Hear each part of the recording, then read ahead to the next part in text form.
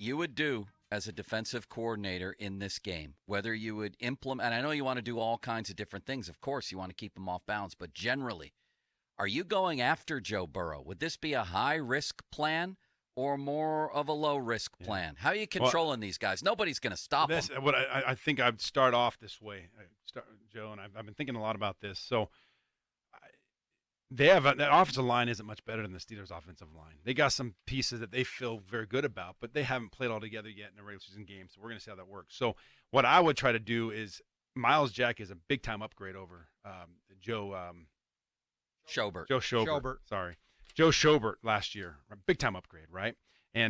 So I am hoping we're all hoping that Devin Bush is a little bit better. So you would come out and try to play the run with 7 in the box. You try to come in and play that way and see if you can help in the having Miles Jack there, having a healthy T.J. Watt. Remember the first game they didn't have T.J. Watt, and they didn't have Tyson Alualu in those games either. Now you have him, you have Ogunjobi. So hoping with those additions that you can play the run much better, and then you can help with coverage. I would double team Jamar Chase.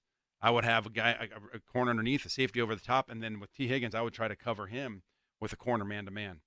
Double and go man-to-man, and then have a single high. If you can't stop the run that way, and then you're going to be in trouble. But also, I think with the pass, Joe Burrow was the most sacked quarterback last year in the NFL. 51 times he was sacked. Steelers had 55 sacks last season and led the NFL. He was sacked 51 times, and he is on record saying that he doesn't mind holding on to the ball a little more just to get the ball deep. So he's going to give you opportunities, and it's all going to depend on you're going to have T.J. Watt. Hopefully Alex Highsmith can come. Yeah, Malik Reed. I'm sure he'll be in there in some packages. Cam Hayward, Ogunjobi's known as a pass rushing D tackle. You got Alu back. I like my chances on that offensive line with just a 4-man rush. See if we can get pressure on the quarterback. If you've got to start blitzing to get pressure on Joe Burrow, if you've got to start going man-to-man, I think you could be in trouble. So that's how I would try to see if I can come out, play 7 in the box, my new upgraded defensive line, healthier defensive line, and a new and improved linebacking core. I would see if I can go with that first to shut the run down. If they can run the ball on us, guys, we're in trouble. We're in trouble. Mixon has done that against He's them. done it, and then it's tough, right? I think the other thing is getting turnovers. We lost the turnover battle last year. Both games been through 1 touchdown and through 2 picks. We had another fumble. It was plus in that one game we got blown out 40 something to 10. 1 to 10. 41 to 10.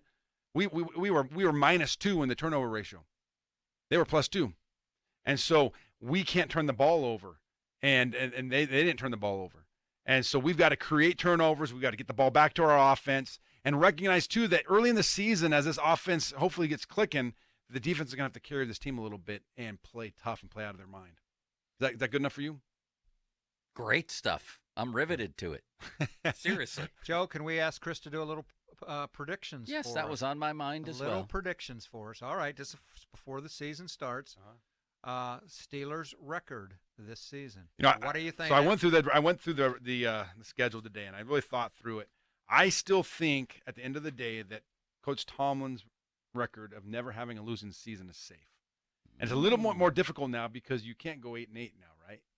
You're either going to have a losing season or a tie, but you're either going to have a losing season or a winning season. There's no 500s anymore, right? So the chance of saving that is much more difficult. But I think coming out through this thing, I think worst case scenario, I believe, looking at the schedule, the Steelers will be 9-8 this season. How about in this game Sunday? I have the Steelers going out there and hard fighting, but I want to. It's early to say this, but I think that it's going to be hard fought. It's going to be a low scoring game. I think the Steelers are going to end up coming out on the short side of the stick on this one on the road, but they'll come back and take care of business next week.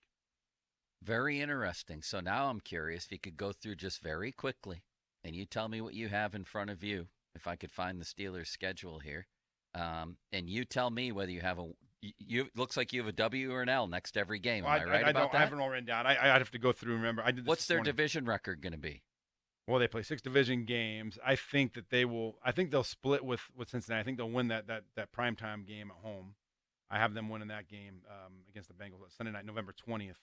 So I think they'll split there. I do believe that they will beat the Browns both times. I think they'll beat the Browns both times there. And then with the Ravens, I have them splitting home and home. So They'll win at home. 4-2. Yeah, 4-2 in the division. That would be a good start for sure. And then they have a lot of other tough games. Are they a playoff team then?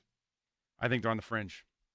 I think it's just going to depend on which, because they'll win some games that I have them losing, and they'll lose some games we have them winning, right? And so if it all depends on the tiebreakers. Losing in your division, if they lose to an NFC team, right? If they lose to Falcons, if they lose to the Panthers, right, or the Colts, not the Colts are in the AFC, but if they lose to one of the Eagles, it's not as bad as losing to an AFC team, because then it's tiebreakers, and you don't want to come down to tiebreakers. We've seen how that works out here in Pittsburgh. It doesn't always work out our way. Who's going to win? Is Cincinnati the team to beat in the division? Do you think the Steelers could finish second? Or are they going to finish third? I think the Steelers are going to be second. I think the Ravens third, and Browns four. I still think the Bengals. I don't know. I mean, they haven't shown me any reason why they wouldn't be number one. They went to the Super Bowl last year. They won the division last year. Steelers have lost 3 games in a row to the Bengals, right? And so they've got to prove that they can beat them first in order to put the Steelers first. You can't get swept by the Bengals. I mean, I guess you can, but I think it's tough to get swept by the Bengals this season. And I'm not saying they are, but do that and win the division.